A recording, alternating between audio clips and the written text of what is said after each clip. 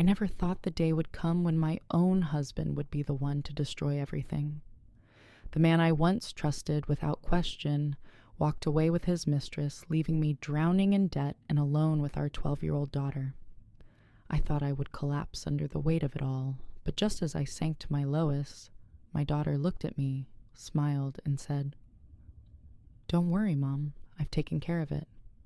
I couldn't have imagined that those simple words would mark the beginning of a journey where truths were unearthed, justice was served, and the betrayer was ultimately brought to his knees before the very family he tried to abandon. Chapter 1. Opening hook and the backdrop of a broken family. I remember vividly the day my husband walked out the door, closing it behind him, as if he had just put an end to everything. Jonathan left with his mistress, leaving me with a debt of more than $35,000 and a 12-year-old daughter. I collapsed in the middle of the living room, staring at the divorce papers strewn across the table, feeling as if the whole world had just caved in on me. I tried to swallow back my tears, but my heart was bleeding. I had sacrificed so many years to hold this family together, yet in the blink of an eye, everything vanished. I had no idea how I would manage the mountain of debt, the mortgaged house, and my daughter's uncertain future. I had braced myself to see her crumble, burst into tears, or blame me. But then Savannah walked into the room with a strangely serene smile. She set her backpack on the chair, looked me straight in the eye, and said, "Mom, don't worry. Everything has been taken care of." I was stunned. What could a 12-year-old possibly take care of? I thought she was just trying to comfort me, but then those eyes, bright, steady, and somewhat dangerous, made it impossible for me to look away. 4 days later, Jonathan called me. His voice was panicked, trembling like a man standing on the edge of a cliff. I was shocked and chilled. At that moment, I still didn't know that what lay ahead wasn't merely a bitter divorce. It would be a grand unmasking of truth that would leave me both in pain and utterly satisfied to the core. Chapter 2. A Desperate Mother. A Daughter's First Clue. I sat for hours at the kitchen table staring at the mounting stack of divorce papers, barely understanding half of it.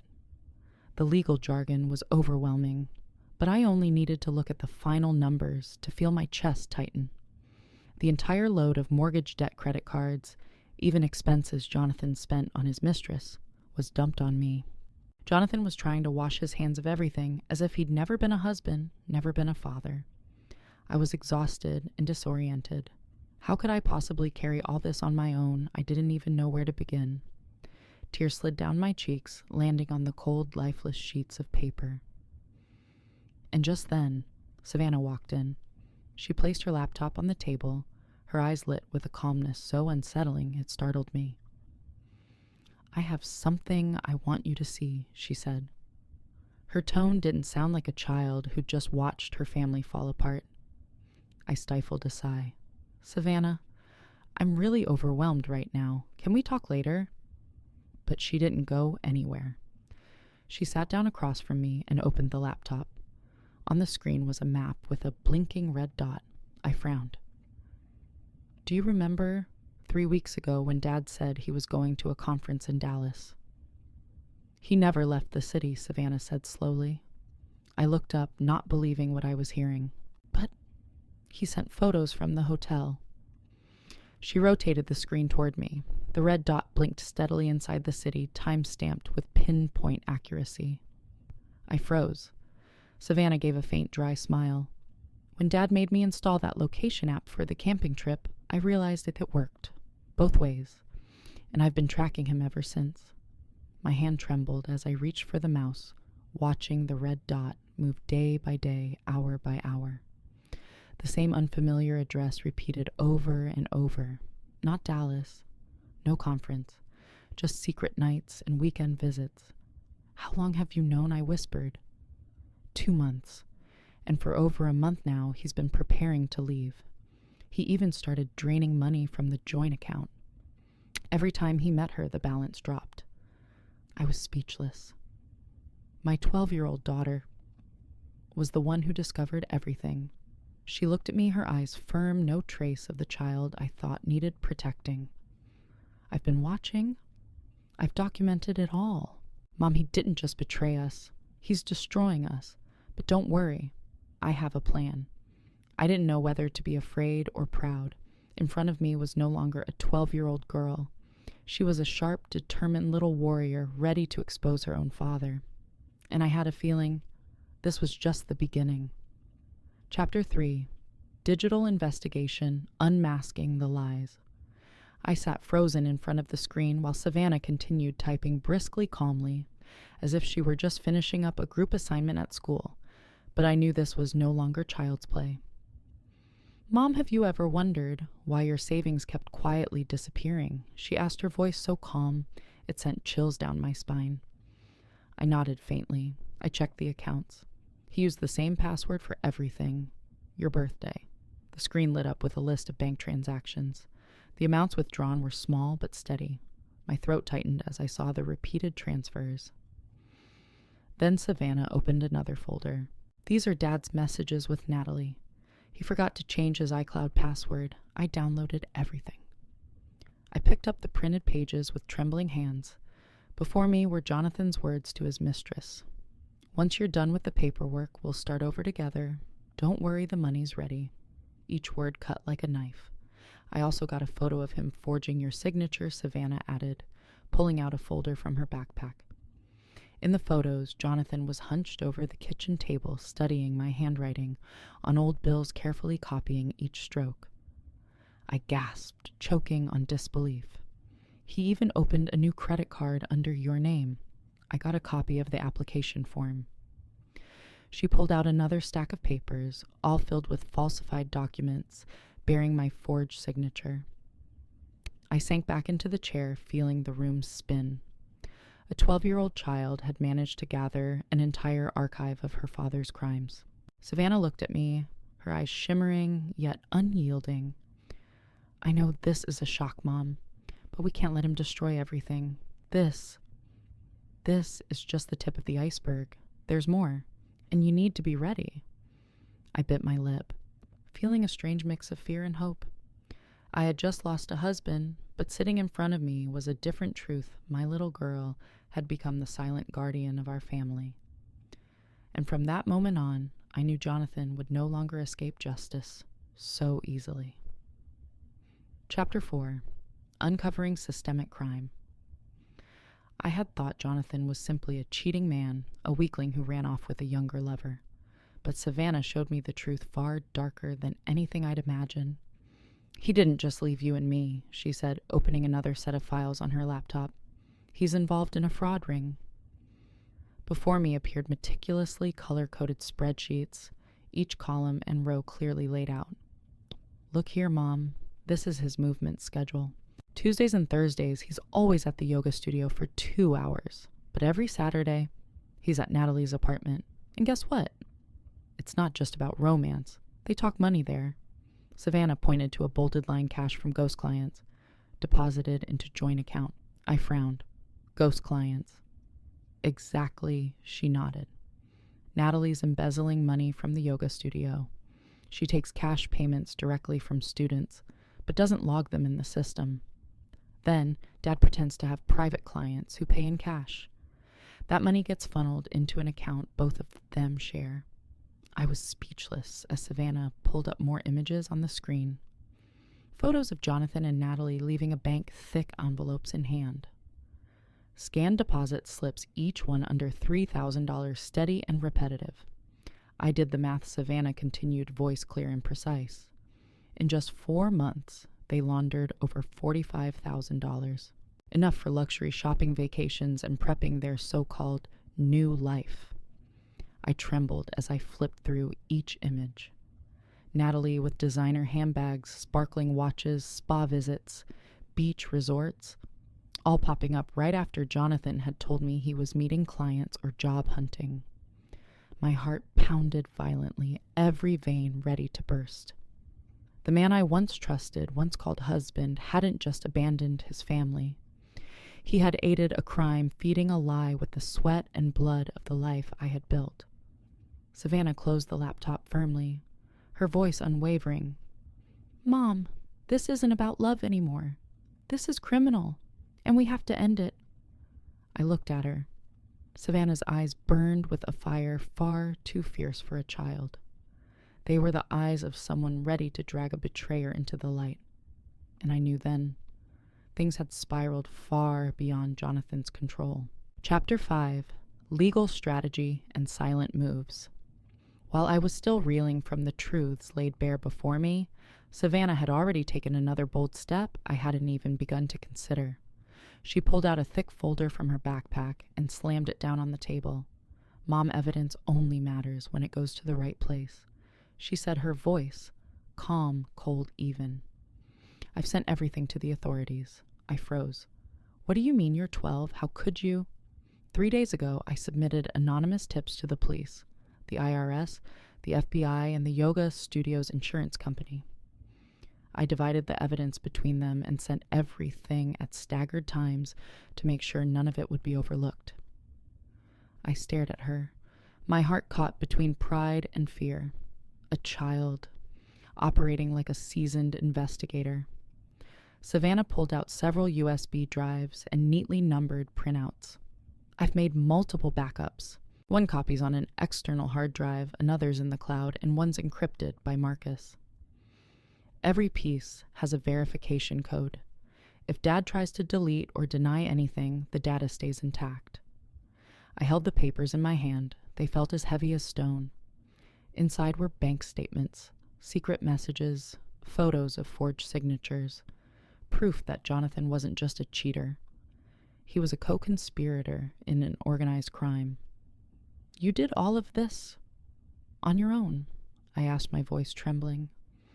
"I didn't want to see you fall apart. I knew you were already exhausted," Savannah whispered. Her eyes flickered with a brief sadness, but it quickly gave way to determination. "Someone had to stand up and protect us." My heart clenched.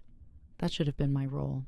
But in those long, crushing days when I had collapsed under the weight of betrayal and despair, it was my little girl who became the last standing wall of defense. Savannah took a deep breath, then gave a slight smile. "Don't worry, Mom. The game's just getting started. I want him to walk straight into the trap and then face everything." I sat in silence, a storm rising in my chest. Never before had I felt so afraid, yet so full of hope. Because for the first time, after all those dark days, I understood something with absolute clarity. Jonathan would not escape this time. Chapter 6: The Panicked Call and the Confession.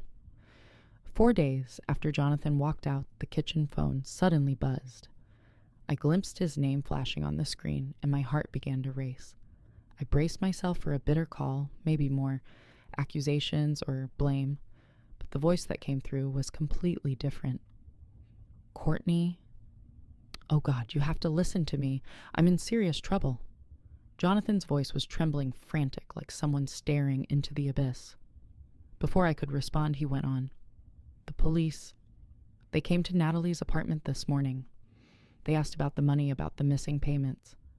Courtney, I need you. You have to help me. You have to tell them I was home with you and Savannah that night." I stood frozen, gripping the phone tight. I could hear his ragged breathing, the panic of a man who once carried himself with smug arrogance. And in that moment, I caught Savannah's eyes. She was standing nearby, a small device in hand, its red recording light blinking steadily. She simply smiled and nodded as if everything was unfolding exactly as planned. I want you to be more specific," I said, keeping my voice steady. "What exactly are they asking about?" Jonathan choked out a response.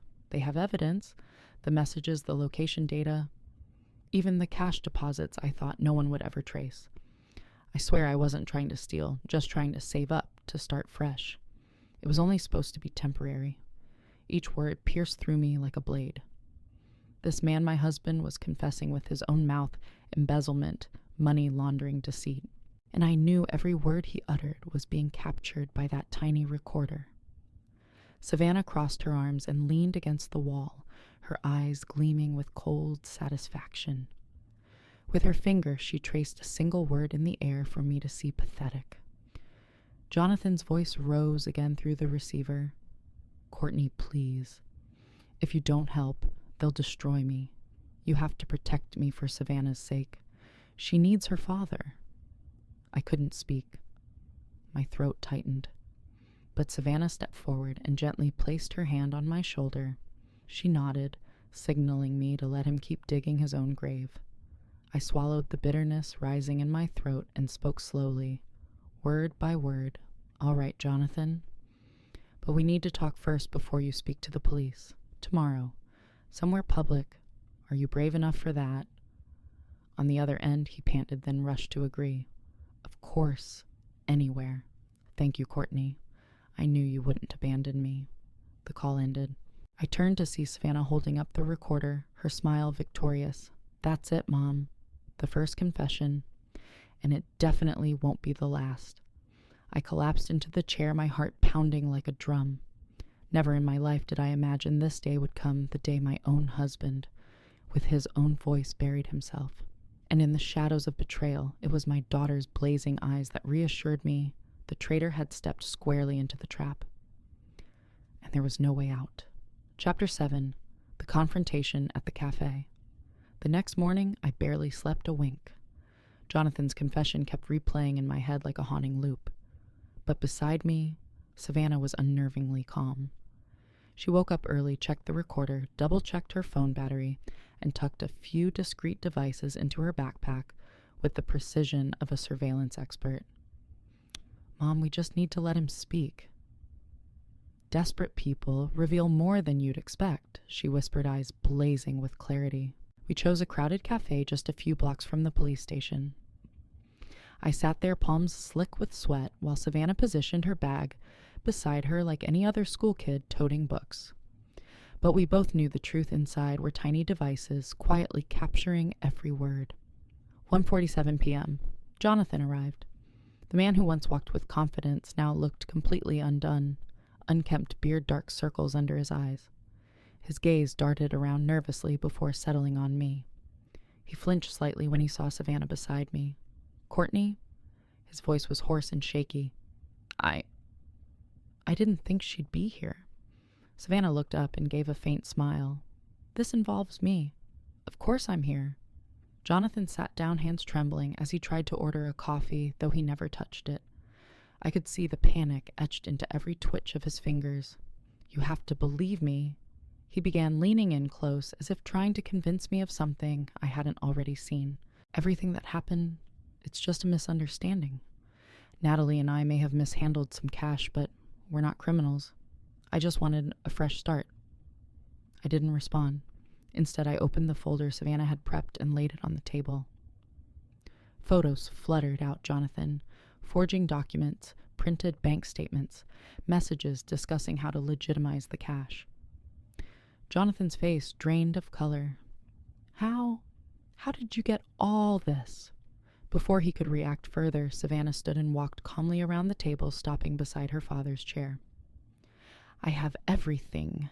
Dad, GPS logs, messages, bank accounts, even the times you forged Mom's signature. I've been tracking you for months." Jonathan's jaw dropped, his mouth opening and closing wordlessly. I had never seen such sheer fear etched across his face. "You betrayed Mom. You stole from our family. You aided a crime," Savannah said, her voice low but unwavering. "And now all of it is recorded, right here, right now." Jonathan turned to me, eyes pleading, searching for some last shred of mercy. "Courtney, you can't let her do this. You're my wife. I trust you." I looked him straight in the eye. "No, Jonathan. You destroyed this family, and it's your daughter who's protecting me now." He moved as if to stand, but just then, police sirens wailed outside. Through the cafe window, I saw 2 patrol cars pull up, red and blue lights flashing. A group of officers stepped inside, walking directly toward us. Jonathan froze, sweat pouring down his face like rain. "One officer," declared Mr. Jonathan Hayes, "you need to come with us to answer charges of financial fraud and money laundering." The cold clink of handcuffs locked around his wrists. Jonathan looked at me, then at Savannah. his eyes wide with disbelief and despair. You're terrifying, he muttered. Savannah smiled sweetly and replied, Thank you, Dad. That means I did something right. I watched as the officers led him away, my heart swirling with emotion, but a strange calm settled in. The betrayal had been exposed, and it was my little girl, the one he underestimated, who made sure justice arrived. Chapter 8. Legal Consequences and the Verdict. The next day the phone rang from an unfamiliar number. A deep, firm voice came through. This is Detective Martinez. Mrs. Courtney, we need you and your daughter to come to the station to give statements. What your girl collected has opened up an entire case. I sat in silence for a few seconds, eyes turning to Savannah. She simply nodded, unnervingly calm. So we walked into the police interrogation room, not as helpless victims, but as key witnesses, holding the master key. The investigators flipped through each folder, every statement, every photo. One of them shook his head, exhaling heavily. In 25 years on this job, I've never seen a case file this thorough and meticulously prepared. Who compiled this? Savannah straightened her back, her voice clear and steady. I did, because I wanted to protect my mom. The man's eyes widened. Then he nodded slowly, almost like a bow of respect. From that day forward, everything moved so fast, I barely had time to process it. Jonathan and Natalie were officially indicted. The evening news showed footage of Natalie being escorted away, her freshly applied lipstick not even smudged yet. The flash of cameras lit up like hammer strikes, nailing her coffin shut. Jonathan was detained, his face sunken, stripped of the last vestiges of his arrogance. At trial, the prosecutor read out the evidence bank statements, GPS logs, audio recordings of Jonathan's confession. I sat in the gallery, my heart pounding. Savannah sat beside me, her hand gripping mine tightly. When the verdict was delivered, the entire courtroom fell into utter silence. Jonathan, 5 years in prison for money laundering and financial fraud. Natalie, 7 years for leading the embezzlement scheme and organizing the network. In addition to their prison sentences, both were ordered to return every dollar they had stolen and were held liable for restitution. I took a deep breath. The tears that fell weren't from grief, but release. All the years I had lived in doubt and blind hope finally closed with the truth, and for the first time in a very long while, I saw justice not just on the pages of a law book, but standing right before me.